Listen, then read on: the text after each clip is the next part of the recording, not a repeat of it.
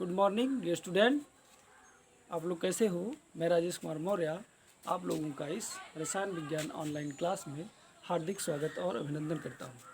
प्यारे बच्चों, हम लोग पिछले वीडियो में अम्ल क्षार लवण के बारे में चर्चा कर चुके हैं, जो कक्षा 10 के बच्चों के सिलेबस के अकॉर्डिंग है। इसी क्रम में हम आज स्टडी करने वाले हैं, अध्ययन करने वाले हैं टाइप ऑफ साल्ट। लवण के प्रकार। प्यारे बच्चों, लवण कितने प्रकार का होता है, आज हम इस वीडियो में इसके बारे में जानेंगे। जनरली अगर देखा जाए तो जो साल्ट है, इसकी प्रिपरेशन यानी जो साल्ट बन रहा है, साल्ट का निर्माण हो रहा है, इस निर्माण के आधार पर अगर देखा जाए तो लवण को 4 भाग में डिवाइड किया गया है। कितने भाग में बच्चों? 4 भाग में।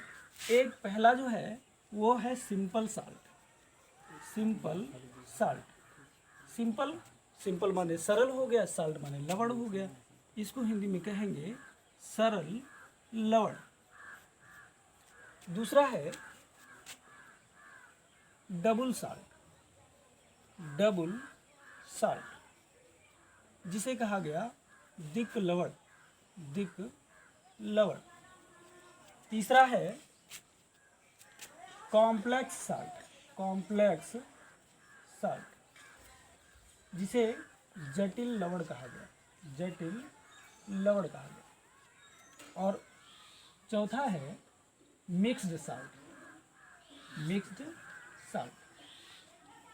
साल्ट को मिश्रित लवण कहा गया। ध्यान दीजिए, लवण, जैसा कि आपको पिछले वीडियो में हमने बताया था कि लवण क्या होते हैं। लवण जो होते हैं अम्ल और क्षार से मिलकर के बने होते हैं, या कोई अम्ल जब किसी क्षार के साथ परस्पर क्रिया करता है तो इस क्रिया के फलस्वरूप अम्ल का जो अम्लीय मूलक और क्षार का जो क्षारीय मूलक होता है, वो दोनों परस्पर आपस में मिल करके लवण का निर्माण करते हैं। इस पूरे प्रोसेस को, इस पूरे प्रक्रम को उदासीनीकरण कहा जाता है। अगर लवण के प्रिपरेशन के आधार पर देखा जाए तो लवण को 4 पार्ट में बांटा गया है। एक है सरल लवण, दूसरा है दिक लवण, और तीसरा है जटिल लवण, और चौथा है मिश्रित लवण। अब सरल लवण की बात की जाए तो यह पुनः 3 प्रकार का होता है। कितने प्रकार का बच्चों? 3 प्रकार का। एक है न्यूट्रल साल्ट, इसे हम कहेंगे उदासीन लवण। दूसरा है एसिडिक साल्ट, इसे अम्लीय लवण कहेंगे। और तीसरा है वो है बेसिक साल्ट, इसे कहा गया क्षारीय लवण। सिंपल साल्ट किसे कहेंगे? जो साधारण रूप से, या कह सकते हैं कि जब कोई अम्ल किसी क्षार के साथ परस्पर क्रिया करता है तो उस क्रिया के फलस्वरूप बनने वाला जो लवण होता है, उस लवण को हम सरल लवण कहते हैं। यानी जब कोई अम्ल किसी क्षार के साथ परस्पर अभिकृत होता है, अभिक्रिया करता है, तो उदासीनीकरण के पश्चात जो लवण बनेगा, ऐसे लवण को हम सरल लवण कहेंगे। सरल लवण को पुनः 3 भाग में डिवाइड किया गया। एक उदासीन लवण, और एक अम्लीय लवण, और दूसरा क्षारीय लवण। उदासीन से स्पष्ट है कि एक ऐसा लवण, यानी कह सकते हैं वह सरल लवण जिसमें ना तो अम्लीय गुण हो, या कह सकते हैं जिसमें ना तो विस्थापनीय H+ हो और ना विस्थापनीय OH- आयन हो। एक ऐसा लवण जिसमें विस्थापनीय H+ या विस्थापनीय OH- आयन अगर ना हो तो ऐसे लवण को उदासीन लवण कहा जाता है। जैसे इसका उदाहरण है NaCl। इसमें ना विस्थापनीय H+ है और ना ही विस्थापनीय OH- आयन है, इसलिए यह एक न्यूट्रल साल्ट हो गया, यह एक उदासीन लवण हो गया। Sodium chloride. ऐसे ही K2SO4 पोटेशियम सल्फेट, यह भी एक उदासीन लवण है। क्यों? क्योंकि इसमें ना तो विस्थापनीय H+ आयन है और ना ही विस्थापनीय OH माइनस आयन है, इसलिए यह भी एक प्रकार का उदासीन लवण हो गया। ऐसे ढेर सारे हैं जो उदासीन लवण के अंतर्गत आते हैं। दूसरा देखते हैं अम्लीय लवण। अम्लीय लवण वह लवण जिसमें विस्थापनीय H+ आयन हो। एक ऐसा लवण जिसमें विस्थापनीय H+ आयन होता है, ऐसे लवण को हम अम्लीय लवण कहते हैं। ऐसे लवण को हम अम्लीय लवण कहते हैं। जैसे यहाँ पर हम ले सकते हैं NaHCO3, NaHCO3 sodium bicarbonate. Sodium bicarbonate, sodium bicarbonate में विस्थापनीय H+ आयन है, क्योंकि इसको जब डिज़ोल्व किया जाएगा, पानी में घोला जाएगा, तो Na+, H+ और CO3- आयन बनेंगे, जिससे स्पष्ट होता है कि H+ ये जो है ये विस्थापनीय है, इसलिए यह एक अम्लीय लवण हो गया। कैसा लवण हो गया? अम्लीय लवण हो गया। ऐसे पोटेशियम बाइसल्फेट KHSO4, अगर इसको आयनित किया जाए तो इसमें K+, H+ और SO4- आयन उत्पन्न होंगे, जिसमें H+ जो होता है ये विस्थापनीय है, ये विस्थापनीय है, इसलिए यह एक अम्लीय लवण हो गया। कैसा लवण हो गया? अम्लीय लवण हो गया। तीसरा देखते हैं बेसिक साल्ट, क्षारीय लवण। एक ऐसा लवण जिसमें विस्थापनीय OH- आयन हो, जिसमें विस्थापनीय OH- आयन हो, तो ऐसे लवण को हम बेसिक साल्ट के अंतर्गत रखते हैं या क्षारीय लवण कहते हैं।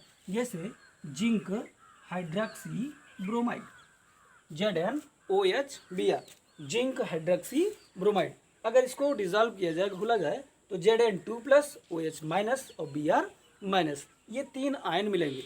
ये OH- आयन मिल रहा है, ये विस्थापनीय है, और ये विस्थापनीय है तो इसका मतलब यह OH- आयन उत्पन्न कर रहा है, विस्थापनीय है, विस्थापित कर रहा है, इसलिए ये एक प्रकार का क्षारीय लवण हो गया। फिर से एक बार देख लेते हैं इसका उदाहरण, इसकी डिफिनीशन। उदासीन लवण वे सरल लवण जिसमें ना तो विस्थापनीय H+ आयन हो और ना तो विस्थापनीय OH- आयन हो, ऐसे लवण को उदासीन लवण कहा गया। वे लवण, इसका उदाहरण NaCl, K2SO4। अम्लीय लवण वे लवण जिसमें विस्थापनीय H+ आयन होता है, ऐसे लवण को हम अम्लीय लवण कहते हैं। तीसरा बेसिक साल्ट, क्षारीय लवण। एक ऐसा लवण जिसमें, या कह सकते हैं कि वह सरल लवण जिसमें विस्थापनीय OH- आयन होता है, ऐसे लवण को हम क्षारीय लवण कहते हैं। आई होप आपको समझ में आया होगा। दूसरा द्विक लवण, डबल साल्ट। डबल साल्ट का मतलब दो सरल लवणों से, सिंपल साल्ट, दो सरल लवणों से, या कह सकते हैं दो सरल लवणों को क्रिस्टलीकृत कर दिया जाए, उसके पश्चात एक ऐसा लवण जिसका ठोस में तो अस्तित्व हो लेकिन विलयन में कोई अस्तित्व ना हो, ऐसे लवण को द्विक लवण कहा गया। मतलब कि एक ऐसा लवण, दो या दो से अधिक सरल लवणों को अगर आपस में मिला दिया जाए, घोल दिया जाए पानी में, तो वे क्रिस्टलीकृत हो जाएंगे। क्रिस्टलीकृत होने के पश्चात वह ठोस रूप में हो जाएंगे, तब उन्हें हम द्विक लवण कह सकते हैं। लेकिन अगर पुनः इनको पानी में घोला जाए तो ये अपनी आइडेंटिटी जो है, जो अपनी पहचान है, वो खो देंगे, इसलिए इन्हें द्विक लवण कहा गया। इसका मतलब दो या दो से अधिक सरल लवणों से, या सरल लवणों के क्रिस्टलीकरण होने के पश्चात बना एक ऐसा लवण जिसका ठोस में तो अस्तित्व होता है लेकिन विलयन में कोई अस्तित्व नहीं होता है, ऐसे लवण को हम द्विक लवण कहते हैं। इसका उदाहरण K2SO4 Al2SO4 का whole thrice into 24 H2O, potash alum. बच्चों, फिटकरी के अंतर्गत आता है। अक्सर ये सूत्र पूछा जाता है कि पोटास एलम का सूत्र क्या है, या कह सकते हैं फिटकरी का सूत्र क्या है। तो वैसे फिटकरी का सूत्र तो होता है M2SO4 M-2SO4 का होल ट्वाइस इंटू 24 H2O, जहाँ M जो है ये एक संयोजी धातु, और जो M1 है या M- है, इसको हम त्रिसंयोजी धातु के रूप में जानते हैं। ये फिटकरी का सामान्य सूत्र है, इसी के अंतर्गत ये आता है। अब चूंकि पोटास है इसलिए इसे पोटास एलम कहा गया। क्या कहा गया? Potash alum. तो इसमें अगर देखा जाए तो इसका निर्माण कैसे हुआ होगा? K2SO4 एक सरल लवण है, दूसरा Al2SO4 का 4 थ्राइस ये दूसरा सरल लवण है। इन दोनों को अगर हम जल में घोल दें और जल में घोलने के पश्चात इसको क्रिस्टलीकृत कर ले तो क्रिस्टलीकरण के पश्चात यह जो है एक ठोस रूप में हो जाएगा। तो इसको हम द्विक लवण कहना शुरू कर देंगे। हाँ, अगर इसको दोबारा फिटकरी को दोबारा पानी में घोला जाए तो यहाँ Al3+ K+SO4 माइनस माइनस यह है फिटकरी दोबारा से इन तीनों आयनों में घुल जाएगा, यानी इसकी जो संरचना थी वो क्या हो जाएगी? बेकार हो जाएगी। इसका मतलब ये हुआ कि ये जो आयन हैं ये जो आयन हैं ये जल में उपस्थित हो गए या अब इस संरचना को छोड़ करके जलीय विलयन में आ गए, यानी अपनी आइडेंटिटी यह लवण खो दिया। तो इसका मतलब कि 2 या 2 से अधिक, फिर से देख लीजिए, 2 या 2 से अधिक सरल लवणों के क्रिस्टलीकरण से बने एक ऐसे लवण जिनका ठोस में तो अस्तित्व होता है लेकिन विलयन में कोई अस्तित्व नहीं होता है, ऐसे लवण को हम द्विक लवण कहते हैं। नेक्स्ट देखते हैं बच्चों कॉम्प्लेक्स साल्ट। तीसरा जो है वो है जटिल लवण। जटिल लवण इसकी पहचान कैसे होगी या इसकी जो डिफिनीशन है क्या है ये देखते हैं।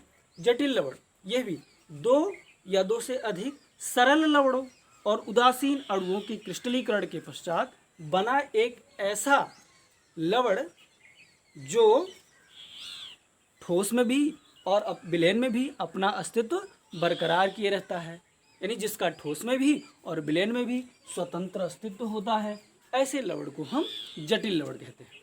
2 या 2 से अधिक सरल लवण तथा उदासीन अणुओं से मिल करके बना एक ऐसा लवण जो ठोस और विलयन दोनों में अपनी स्वतंत्र पहचान बनाए रखता है, अपनी स्वतंत्र आइडेंटिटी बनाए रखता है। तो ऐसे लवण को हम जटिल लवण कहते हैं। इसकी पहचान का सबसे अच्छा तरीका है वो है बड़ा ब्रैकेट, जैसे K4FeCN6 potassium ferrocyanide. Potassium ferrocyanide अगर इसको हम डिजॉल्व करें घोलें पानी में तो 4K प्लस FeCN6 ये इस तरह से, यानी यह है ठोस में तो अस्तित्व में है ही, विलयन में भी अपनी पहचान बनाए रखता है, अपना अस्तित्व बनाए रखता है। यानी बड़ा ब्रैकेट जो किसी कंपाउंड में से दिख जाए तो निश्चित तौर पर वह एक जटिल लवण है, वह एक जटिल लवण है। Potassium ferrocyanide, tetrammine copper sulphate, ऐसे ढेर सारे प्रकार के कॉम्प्लेक्स साल्ट हैं, जटिल लवण हैं। नेक्स्ट आइए देखते हैं मिश्रित लवण। मिश्रित लवण क्या है? किसी एक अम्लीय मूलक से एक से अधिक क्षारीय मूलक या किसी एक क्षारीय मूलक से एक से अधिक अम्लीय मूलक जब परस्पर मिल करके लवण का निर्माण करते हैं तो ऐसे लवण को हम मिश्रित लवण कहते हैं। फिर से देख लीजिए ध्यान से एक बार। एक अम्लीय मूलक वह लवण जिसमें एक अम्लीय मूलक एक से अधिक 2 या 2 से अधिक क्षारीय मूलक से या एक क्षारीय मूलक 2 या 2 से अधिक अम्लीय मूलक से मिलकर के लवण का निर्माण करता है, तो ऐसे लवण को हम मिश्रित लवण कहते हैं। इसका उदाहरण CaOCl2 bleaching powder, calcium oxychloride या कैल्शियम हाइपोक्लोराइड, ये इसका रासायनिक नाम हो गया और कॉमन नाम है ब्लीचिंग पाउडर। अगर देखा जाए तो Ca2+ यह एक क्षारीय मूलक है और OCl- और Cl- ये 2 अम्लीय मूलक हैं। एक क्षारीय मूलक और इससे एक से अधिक यानी 2 OCl- और Cl- 2 अम्लीय मूलक एक क्षारीय मूलक से मिलकर के इसका निर्माण किया है, इसलिए यह एक मिश्रित लवण हो गया। इसके अलावा sodium ammonium hydrogen phosphate, sodium ammonium hydrogen phosphate, अगर इसको डिजॉल्व किया जाए तो ये बनाएगा Na+, NH4+, H+ और PO4-। यहाँ पर एक अम्लीय मूलक से 3 क्षारीय मूलक जुड़े हुए हैं, एक अम्लीय मूलक से 3 क्षारीय मूलक जुड़े हुए हैं, इसलिए यह एक प्रकार का मिश्रित लवण हो गया। क्या हो गया बच्चों? मिश्रित लवण हो गया। इसके बाद हम लोग चर्चा करेंगे क्षार और क्षारक में अंतर। क्षार और क्षारक में अंतर, डिफरेंस बिटवीन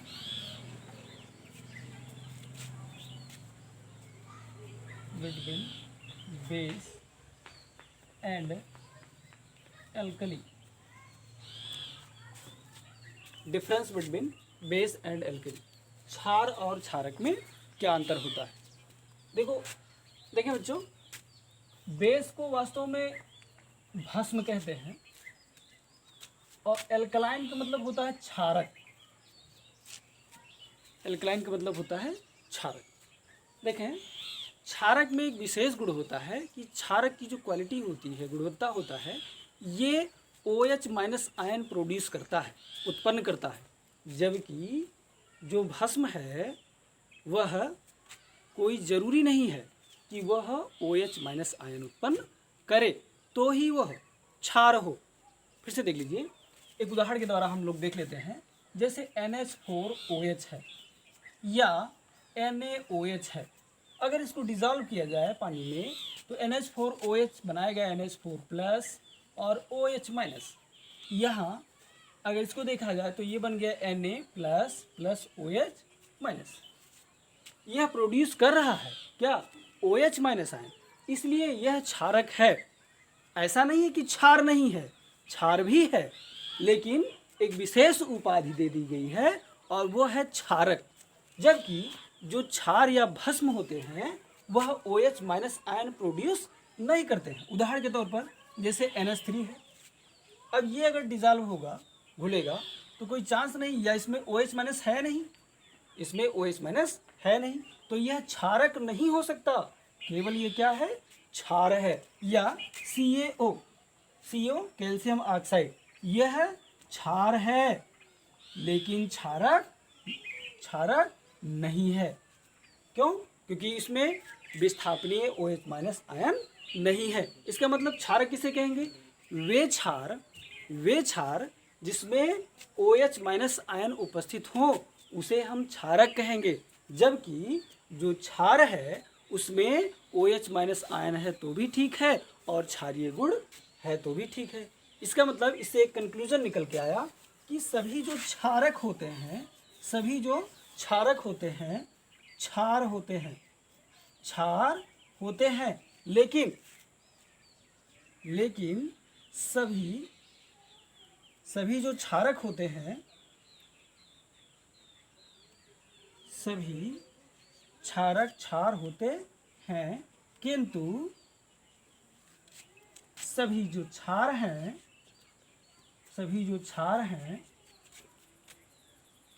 क्षारक नहीं हो सकते।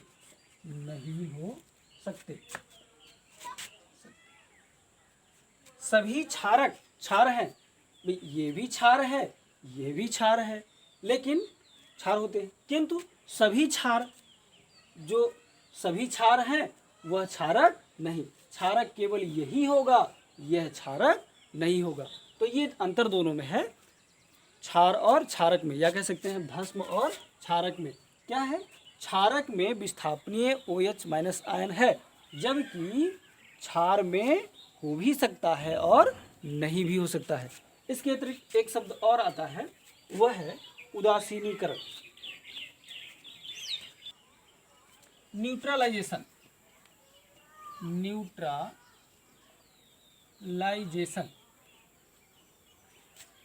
उदासीनीकरण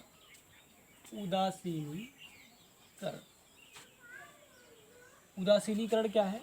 जैसा कि आपको पूर्वज बताया गया है, बताया हमने, उदासीनीकरण का मतलब उदासीन हो जाना। उदासीन कब होगा?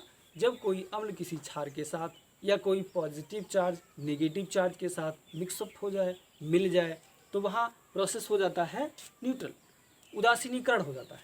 ऐसे यहाँ देखें, क्योंकि केमिस्ट्री की बात है तो केमिस्ट्री में हम लोग पढ़ते हैं क्या कि जब कोई अम्ल किसी क्षार के साथ परस्पर संयुक्त होता है तो अकाट्य सत्य है, लवण और जल बनता है। और इस पूरी प्रक्रिया को हम लोग उदासीनीकरण कहते हैं। उदाहरण के तौर पर देखें, जैसे NaOH है और HCl है, ये दोनों परस्पर आपस में मिलेंगे तो यहाँ पर NaCl और प्लस H2O जल बन जाएगा। Sodium chloride, sodium hydroxide, hydrogen chloride, ये दोनों परस्पर मिलेंगे, ये क्षार है, ये अम्ल है, तो ये बन गया क्या? लवण, और ये बन गया जल। दूसरा उदाहरण देख लेते हैं, एसिटिक एसिड। एसिटिक एसिड का सूत्र CH3COOH प्लस कोई सा भी, ये एसिड हो गया, कोई सा भी क्षार, जैसे हम KOH ही लगा लें या NaOH ही लगा लें, NaOH ये क्षार लगा दिए, है ना, तो यहाँ बन जाएगा क्या? CH3COO Na plus H2O, sodium acetate. यह एक लवण है और ये जल है। दूसरा देखते हैं, H2SO4 प्लस CaOH का होल ट्वाइस। ये अम्ल है, ये क्षार है, दोनों परस्पर अभिक्रिया करेंगे तो कैल्शियम सल्फेट बनेगा प्लस H2O जल बनेगा, जल बनेगा। यहाँ ये कैल्शियम सल्फेट एक लवण है और ये तो जल ही है। इस प्रकार से जब कोई अम्ल किसी क्षार के साथ परस्पर क्रिया करता है तो इस क्रिया के फलस्वरूप लवण और जल बनता है। इस पूरे प्रक्रम को, इस पूरी प्रक्रिया को या इस अभिक्रिया को हम लोग उदासीनीकरण कहते हैं। और एक चीज़ और विशेष कि यह अभिक्रिया चूँकि ऊष्मा क्षेपी है, ऊष्मा का क्षेपण करती है, ऊष्मा का क्षेपण करती है, तो इससे जितनी मात्रा में ऊष्मा उत्पन्न होती है, हीट इवाल्व होती है, निकलती है, इस ऊष्मा को एक विशेष नाम दिया गया, वह है उदासीनीकरण ऊष्मा। या ऐसा भी कह सकते हैं, उदासीनीकरण प्रक्रिया एक ऊष्मा क्षेपी प्रक्रिया है, यानी इस अभिक्रिया में निश्चित तौर पर ऊष्मा उत्पन्न होगी। क्या उत्पन्न होगी? ऊष्मा उत्पन्न होगी। एक और विशेष चीज कि उदासीनीकरण ऊष्मा की को डिफाइन अगर करना हो तो कैसे करेंगे? एक तुल्यांक क्षार की एक तुल्यांक अम्ल से परस्पर क्रिया के फलस्वरूप जितनी मात्रा में ऊष्मा का उत्सर्जन होता है, यही जो वैल्यू होती है, यही जो मान होता है, यह कहलाता है उदासीनीकरण ऊष्मा। आज के लिए बच्चों इतना ही, शेष करें। धन्यवाद।